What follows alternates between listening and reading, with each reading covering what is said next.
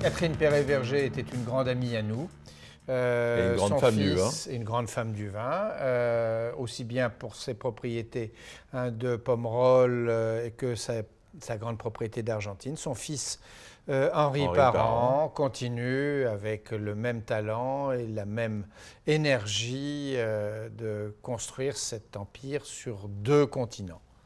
Oui, avec des Pomerol super qui ont chacun leur style. Alors, il y a la Violette, le Guet et Monvielle qui était la première propriété de Catherine. Tout à fait. Et que Henri a réussi à regrouper avec un ensemble de vignes à redonner de Pomerol, un style et une personnalité qui est assez unique.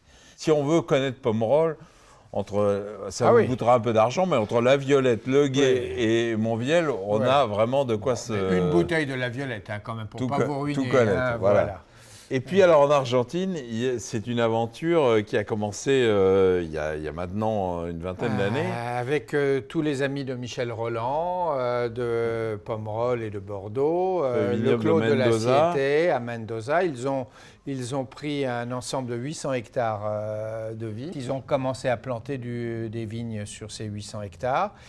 Comme ils étaient 7, ils ont fait le Clos des 7. C'est Catherine Perret-Verger qui a construit la première, un grand outil de vinification où elle a fait le vin pour ses amis et pour elle. Maintenant, chacun de ses amis a son vignoble. Et Petite Fleur, c'est le vin. C'est un des vins qu'elle produit sur sa propriété à elle d'Argentine. Il y a un très bon winemaker en Argentine. Marcello Pelleriti, qui n'a pas pu venir vinifier à Bordeaux avec Henri parce qu'il y avait la Covid. Nous voilà partis en Argentine, Petite Fleur.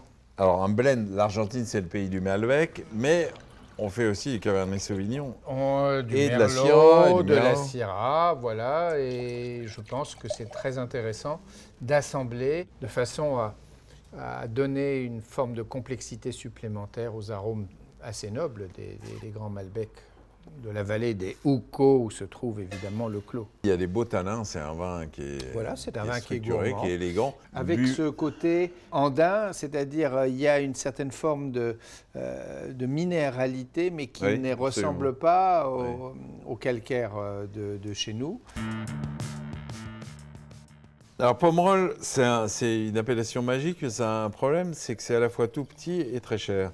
Mais Monvielle, c'est une des plus grande propriété de Pomerol. Aujourd'hui, oui. On goûte le 2018 qui est vraiment sur des arômes de fruits noirs et de fumée très prononcés.